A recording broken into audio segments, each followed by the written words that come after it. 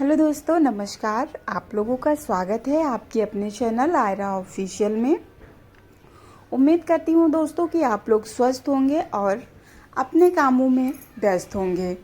दोस्तों, इस वीडियो के माध्यम से जानेंगे कि हरितालिका तीज व्रत कब है और किस दिन पड़ेगा, पूजा विधि कैसे करना है आपको और क्या नियम है हरितालिका तीज व्रत करने का, और पहली बार हरितालिका तीज व्रत उठाएं कि नहीं उठाएं, और पौराणिक महत्व क्या है दोस्तों, इसको भी इस वीडियो के माध्यम से हम जानेंगे। हरितालिका तीज व्रत हिंदू धर्म में मनाए जाने वाला एक प्रमुख व्रत है।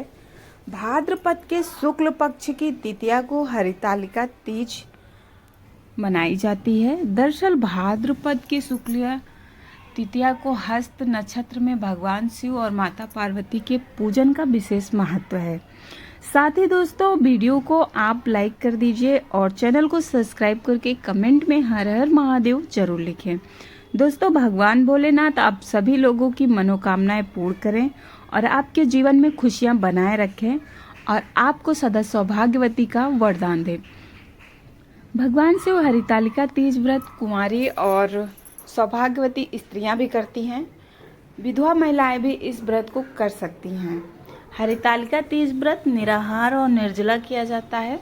माना जाता है दोस्तों कि इस व्रत को सबसे पहले माता पार्वती ने भगवान शंकर को पति के रूप में पाने के लिए किया था। हरितालिका तीज व्रत करने से महिलाओं को सौभाग्य की प्राप्ति होती है। हरितालिका तीज व्रत नियम कैसे करना है आपको यह भी इस वीडियो के माध्यम से जान लेते हैं। दोस्तों, हरितालिका तीज व्रत में जल ग्रहण नहीं किया जाता। व्रत के अगले दिन जल ग्रहण करने का विधान है। हरितालिका तीज व्रत करने पर इसे छोड़ा नहीं जाता है। प्रत्येक वर्ष इस व्रत को विधि विधान से करना चाहिए। हरितालिका तीज व्रत के दिन रात्रि में जागरण किया जाता है और रात में भजन कीर्तन करना चाहिए। हरितालिका तीज व्रत कुंवारी कन्या सौभाग्यवती स्त्रियां करती हैं।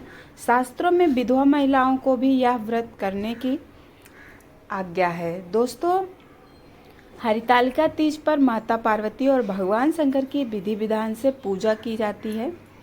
पूजा विधि क्या रहेगी और आपको पूजा में क्या करना है क्या नहीं करना है, आइए इसको भी समझ लेते हैं। दोस्तों, हरितालिका तीज प्रदोष काल में किया जाता है। सूर्यास्त के बाद 3 मुहूर्त को प्रदोष काल कहा जाता है। यह दिन और रात के मिलन का समय होता है। हरितालिका पूजन के लिए भगवान शिव, माता पार्वती और भगवान गणेश की बालू, रेत व काली मिट्टी से प्रतिमा अपने हाथों से बनाएं। पूजा स्थल को फूलों से सजाकर एक चौकी रखें और उस चौकी पर केले के पत्ते रखकर भगवान शंकर, माता पार्वती और गणेश की प्रतिमा स्थापित करें। इसके बाद देवताओं का आवाहन करते हुए भगवान शिव, माता पार्वती और भगवान गणेश का षोडशोपचार पूजन करें। सुहाग की पिटारी में सुहाग की सारी वस्तु रखकर माता पार्वती को चढ़ाना इस व्रत की मुख्य परंपरा है।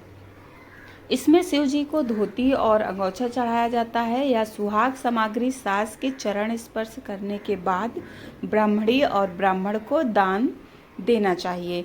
इस प्रकार पूजन के बाद कथा सुने और रात्रि में जागरण करें।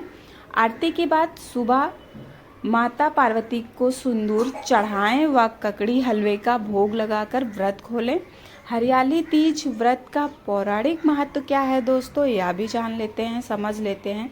हरितालिका तीज व्रत भगवान शिव और माता पार्वती के पुनर्मिलन के उपलक्ष्यों में मनाया जाता है। एक बार पौराणिक कथा के अनुसार माता पार्वती ने भगवान भोलेनाथ को पति के रूप में पाने के लिए कठोर तप किया था।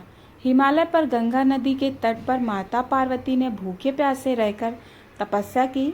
माता पार्वती की यह स्थिति देखकर उनके पिता हिमालय बेहद दुखी हुए। एक दिन महर्षि नारद भगवान विष्णु की ओर से पार्वती जी के विवाह का प्रस्ताव लेकर आए, लेकिन जब माता पार्वती को इस बात का पता चला वे विलाप करने लगी। एक सखी से के पूछने पर उन्होंने बताया कि वे भगवान शिव को पति के रूप में प्राप्त करने के लिए कठोर तप कर रही हैं। इसके बाद अपनी सखी की सलाह पर पार्वती माता वन चली गईं और भगवान शिव की आराधना में लीन हो गईं। इस दौरान भाद्रपद में शुक्ल पक्ष की तृतीया के दिन हस्त नक्षत्र में माता पार्वती ने रेत से शिवलिंग का निर्माण किया और भगवान भोलेनाथ की आराधना में मग्न होकर रात्रि में जागरण किया। माता पार्वती के कठोर तप को देखकर भगवान शिव ने उन्हें दर्शन दिए और पार्वती जी की इच्छा अनुसार उन्हें पत्नी के रूप में स्वीकार किया। तभी से अच्छे पति की कामना और पति की दीर्घायु के लिए कुंवारी कन्या और सौभाग्यवती स्त्रियां हरितालिका तीज का व्रत रखती हैं और भगवान शिव व माता पार्वती की पूजा अर्चना करती हैं, आशीर्वाद प्राप्त करती हैं। धन्यवाद दोस्तों।